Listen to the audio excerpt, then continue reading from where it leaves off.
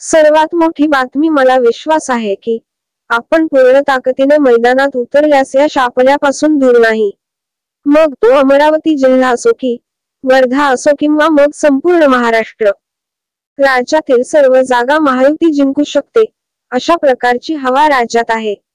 केवळ तुमच्या मनाचा निर्धार आणि जिंकण्याची उर्मी तुमच्यात पाहिजे, असे वक्तव्य उपमुख्यमंत्री देवेंद्र फडणवीस यांनी केले. ते अमरावतीत बोलत होते.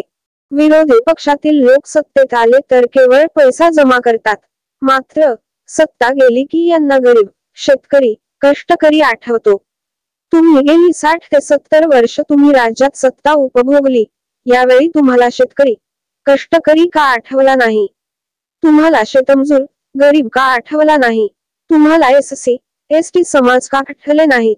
सत्तेवरून गेले की या सर्वांची आठवण होते आणि सत्तेवर हे लोक आले की तोंड मिटून ते गप्प बसतात, अशी टीकाही देवेंद्र फडणवीस यांनी विरोधकांवर केली.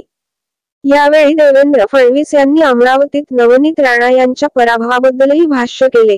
त्यावेळी खूप मोठ्या रांगा लागल्या होत्या. अमरावतीत नवनीतताई, तुम्ही पडल्याचं दुःख सर्वांना झालं, पण काही लोकांना फार आनंद झाला. राजकमल चौकात त्या सर्वांनी काय केलं, हे आपण सर्वांनी पाहिलं. अरे वेड्यांनो, आता जागे झाला नाहीत ना, तर तुम्हाला बाहेर फिरता येणार नाही, हे कार्यकर्त्यांनी लक्षात ठेवायला हवं.